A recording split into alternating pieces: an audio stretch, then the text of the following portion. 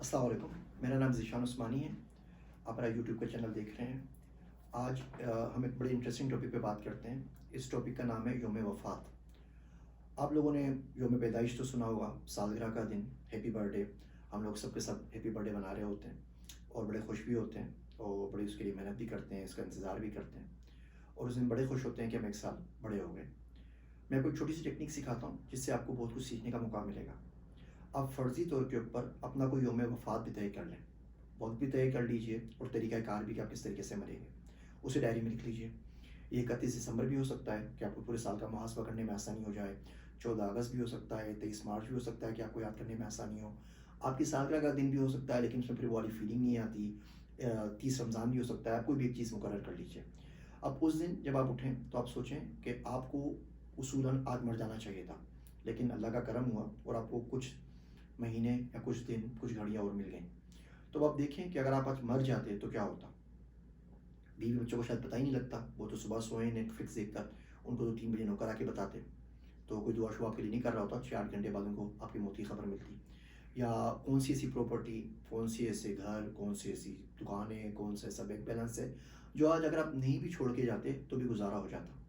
اب آپ ایک لسٹ بنائیے ان کاموں کی کہ آپ کو کیونکہ زندگی کے ساتھ نیا مل گیا ہے تو آپ کرنا چاہیں گے۔ مثال کے طور پہ آپ چاہتے ہیں کہ آپ ادھار سے پاک ہو جائیں، سارا ادھار اتار دیں۔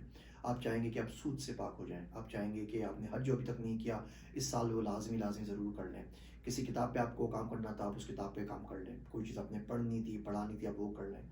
کسی کو منانا تھا، کسی سے من جانا تھا، خاندان میں کوئی کشیدگی دور کرنی تھی، کسی سے معافی مانگنی تھی، یہ سارے ٹاسک اپنے TDL کے اوپر، ٹو ڈو لسٹ کے اوپر لکھ لیجئے اور کوشش کریں کہ اگلے سال سے پہلے یہ مکمل ہو جائیں۔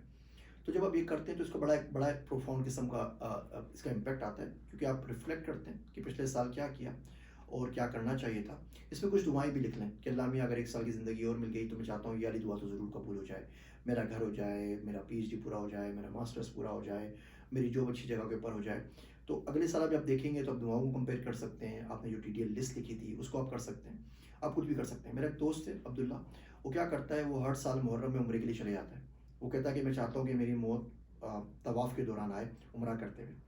پھر وہ آتا ہے، پھر وہاں پہ بیٹھ کے تمام کی تمام TDL، تمام کام، تمام مقصد، تمام خواہشیں، تمام دعائیں وہ لکھ کے آتا ہے اور اس سے پورے سال بھر کے لیے اس کو ایک بہترین قسم کی موٹیویشن اور ویژن مل جاتا ہے کہ اس سال مجھے ان چیزوں کے اوپر کام کرنا ہے۔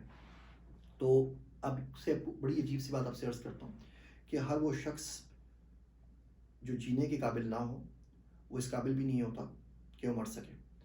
تو اگر آپ مرنے کے لیے ریڈی نہیں ہیں تو آپ جینے کے لیے بھی ریڈی نہیں ہیں۔ ہو سکتا ہے یہ باتیں مجھے آپ کو سمجھ میں آ جائیں۔ میری باتیں سننے کا شکریہ۔ آپ سب کا ذیشان عثمانی۔